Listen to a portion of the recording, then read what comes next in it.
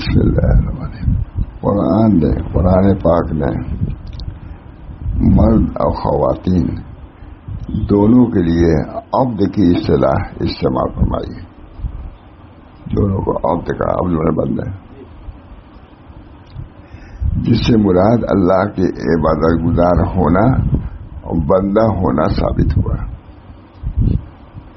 اللہ کے بندی جو عبادت کرتے ہیں وہ بھی اللہ کے بندی، جو عبادت کرتے ہیں وہ بھی اللہ کے بندے ہیں. یعنی مرد اور عورت میں کوئی فرق نہیں. معلوم ہوا کہ دین کے راستے پر چل کر جتنی ترقی مرد کر سکتا ہے وہی بعینی عورت بھی کر سکتی ہے.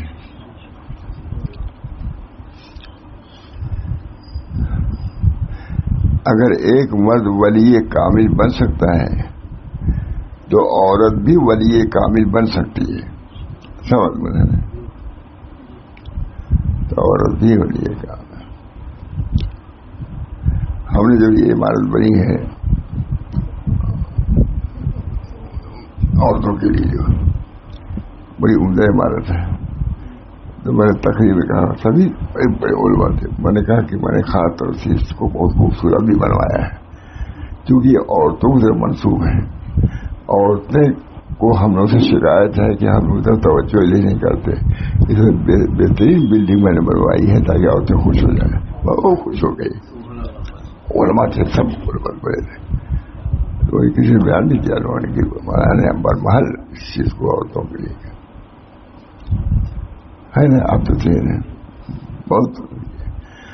میں نے کہا کہ اس کو اس عمارت کو ہمیں مزید خوبصورت بنوائی چاہیے کیونکہ یہ عورتوں کی طرف منسوب ہے. عورت جیسا اس بنا پر خاص توجہ دے کر کے اس بلڈنگ کو نقشہ بنوایا. وہاں سے یہ بنا عورتیں خوش ہو گئی. وہی مضمون یہ ہے. نہیں دکھائی نہیں پڑا. ٹھیک ہے. معلوم ہوا کہ دین کے راستے پر چل کر جتنی ترقی مرد کر سکتا ہے وہی بعینی ہی عورت بھی کر سکتی ہے. اگر ایک مرد ولی کامل بن سکتا ہے تو عورت بھی کامل بن سکتی ہے. گھر میں ہماری تھی اللہ کا شکر. پہلی تو بہت ہی بزرگ تھی، دوسری والی بھی ماشاء اللہ نیک دیندار.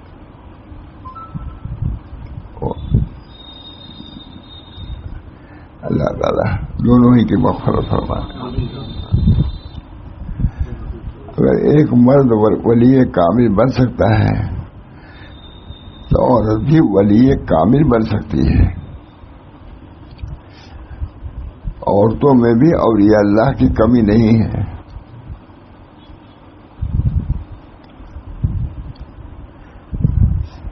اس بارے میں بڑی بڑی کتابیں لکھی گئی ہیں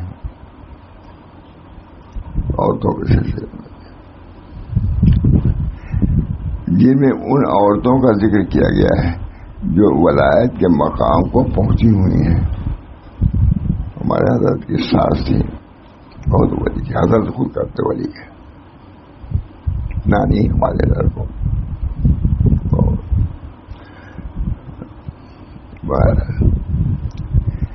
جن میں عورتوں کا ذکر کیا گیا ہے جو ولایت کے مقام تک پہنچی ہوئی ہیں.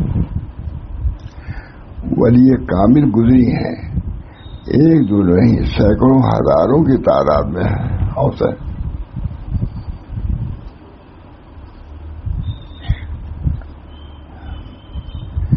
کہیں رابعہ بصریہ ہیں،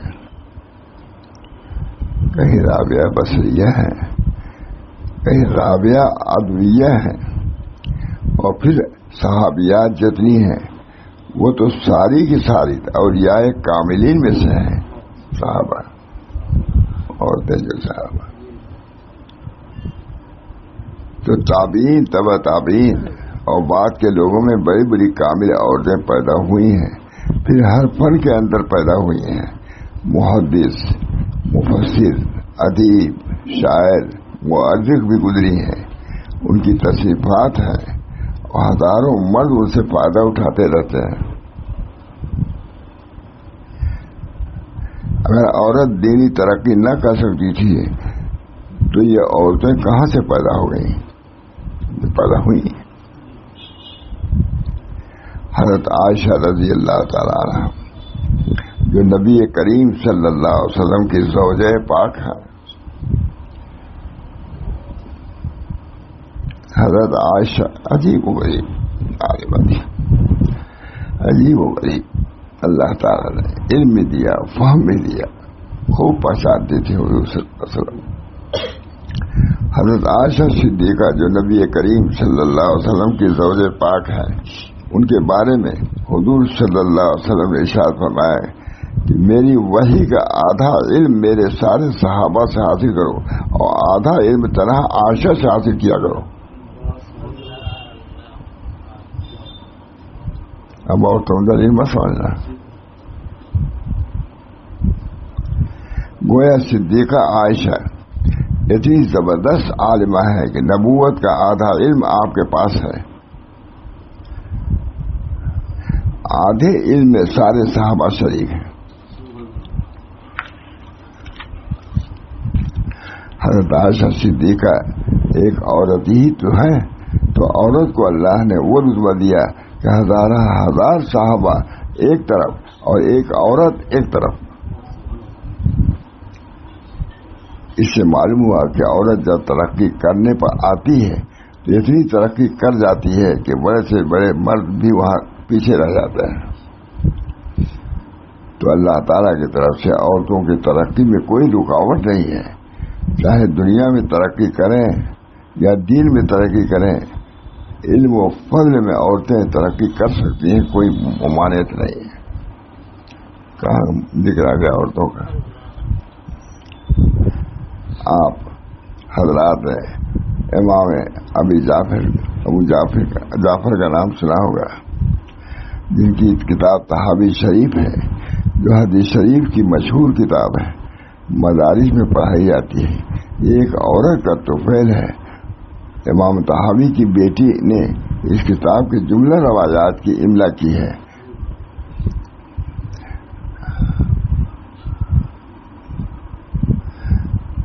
باپ اور اس کے باپ حدیث اور اس کے مطالب بیان کرتے تھے، بیٹی لکھتی جاتی تھی۔ باپ حدیث بیان کرتے تھے اور اس کے مطالب بیان کرتے تھے، بیٹی لکھتی جاتی تھی۔ اس طرح کتاب مرتب ہو گئی۔ وہ جتنے علماء محدث گزرے ہیں یہ سب حضرت امام طحاوی کی بیٹی کے شاگرد ہیں۔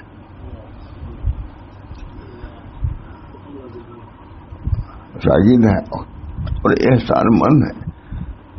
یہ بھی ایک عورت ہی تھی، اسے کوئی وجہ نہیں کہ امام طحاوی کی بیٹی تو محدث بن سکے، ہماری کوئی بہو بیٹی محدث نہ بن سکے۔ آج بھی کوشش کر بن سکتی، لیکن کبھی کوشش بھی نہیں کرتی ہے، اور کہتے ہیں کہ ہم کو تو دوسری طرف جانا ہے، محدث بن سکے۔ ہماری کوئی بہو بیٹی محدث نہ بن، وہی نسل ہے، وہی چیز ہے، وہی ایمان ہے، وہی دین ہے، وہی علم آج بھی موجود ہے۔ توجہ اور بے توجہی کا فرق ہے۔ مردوں نے توجہ، عورتیں نہیں توجہ کر رہی ہیں۔ ان لوگوں نے توجہ دی تو عورتیں بھی ایسی بنی کہ بڑے بڑے مرد بھی ان کے شاگردوں میں سے ہو گئے۔ آج توجہ نہیں کی جاتی، کمال نہیں پیدا ہوتا، مگر صلاحیتیں اب بھی موجود ہیں۔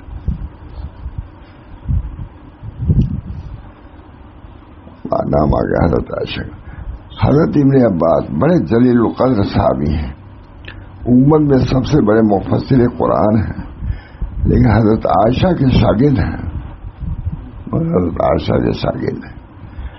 علم زیادہ تر انہی سے سیکھا ہے، حضرت عائشہ سے۔ فتویٰ کی ضرورت ہوتی تھی تو صدیقہ عائشہ سے فتویٰ لیتے تھے۔ تو ابن عباس ساری امت کے استاد ہیں اور ان کے استاد حضرت عائشہ ہیں۔ وہ حضرت عائشہ علوم و کمالات کے اندر پوری امت کے استاد ہیں۔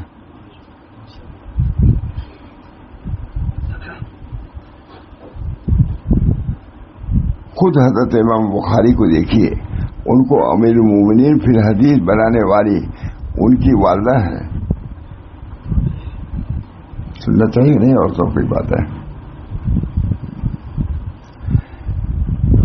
ان کی والدہ بچپن ہی میں امام بخاری کے والد کا انتقال ہو گیا تھا. تربیت کی ساری ذمہ داری والدہ معاذہ پہ آ گئی. امام صاحب کی جب بینائی جاتی رہی تو والدہ ہر وقت رنجیدہ رہتی تھی. بڑی عبادت گزار خدا ترس تھی. برابر دعائیں الہا و داری کے ساتھ کیا کرتی تھی. ایک شبد دعائیں کرتے کرتے آنکھ لگ گئی. دعا لگو.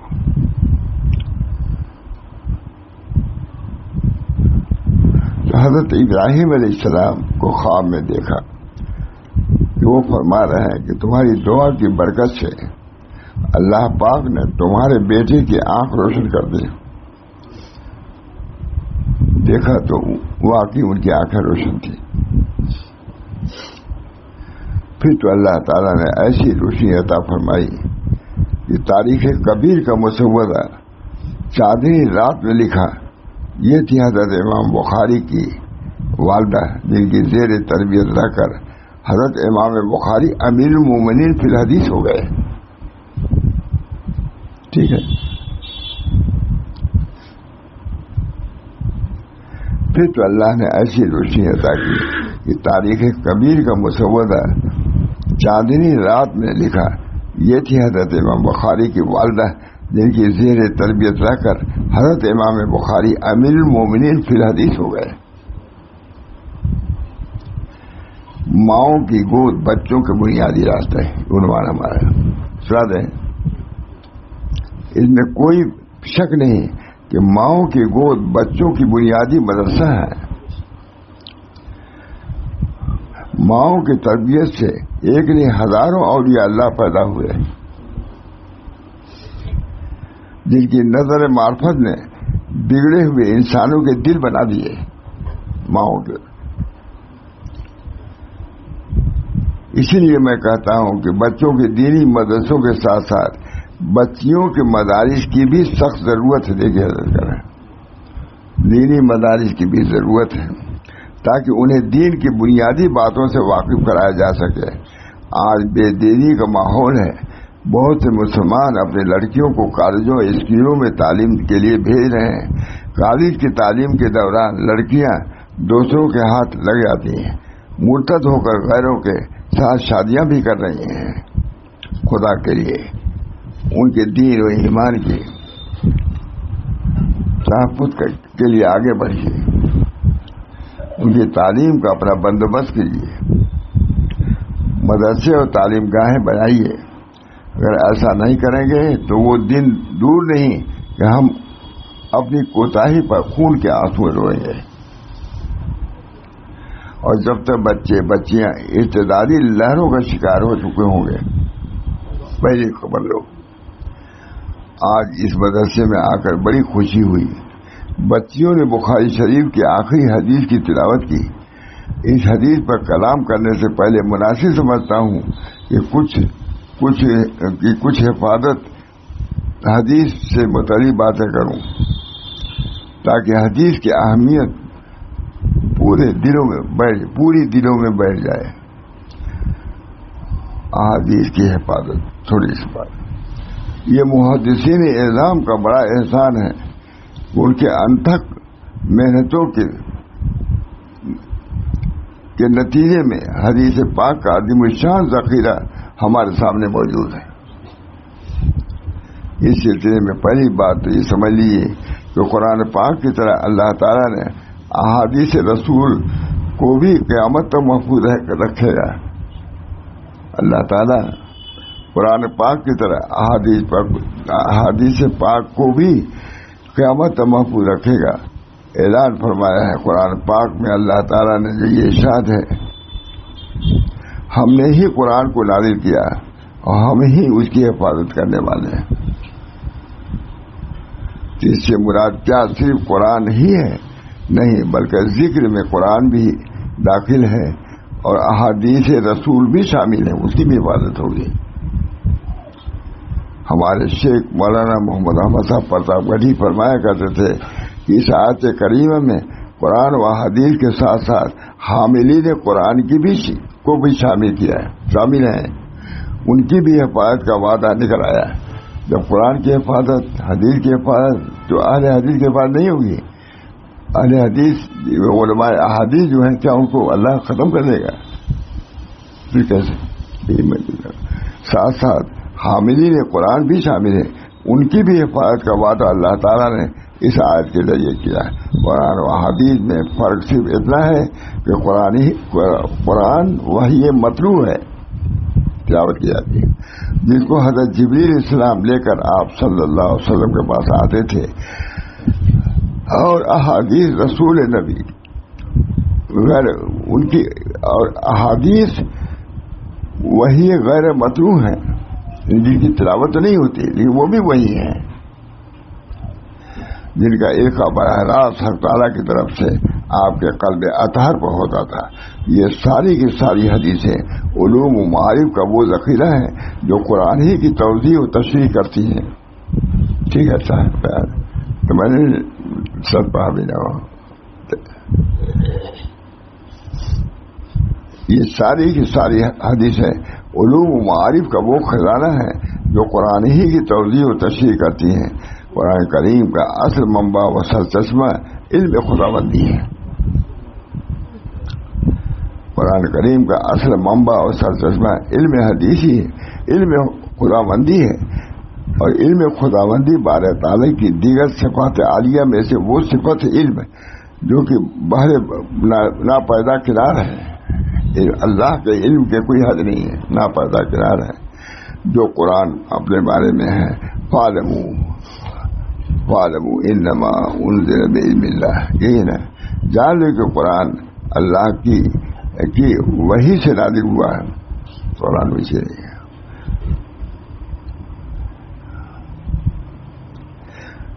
خداوند علیم خبیر کی صفت علم کے لامحدود اگر بترائی ہونے کی مضمون یہ ہے۔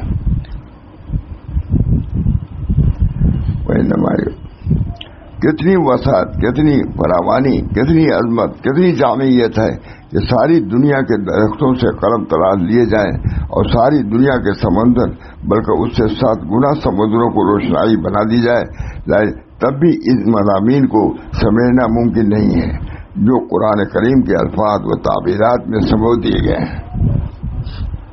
ٹھیک ہے، کتنی وسعت، کتنی فراوانی، کتنی عظمت، کتنی جامعیت ہے کہ ساری دنیا کے درختوں سے قلم تلاش لیے جائے اور ساری دنیا کے سمندر بلکہ اس سے 7 گنا سمندروں کو روشنائی کے طور پر استعمال میں لایا جائے، تب بھی ان مضامین کو سمجھنا ممکن نہیں ہے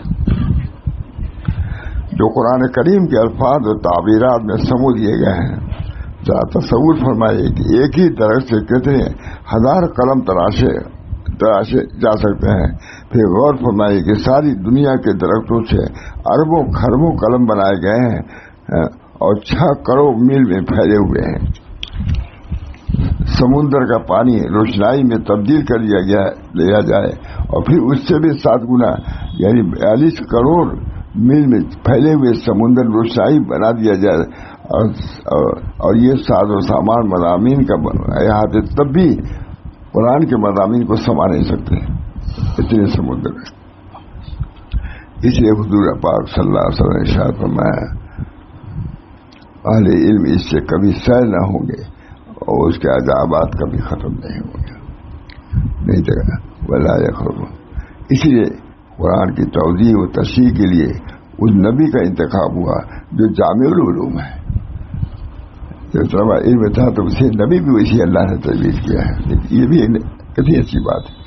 اسی لیے اللہ تعالیٰ نے لکھوایا ہے، اسی لیے قرآن کریم کی توضیح و تشریح کے لیے اس نبی کا انتخاب ہو جو جامع العلوم و کمالات ہوا، جو جامع العلوم والکمالات تھے۔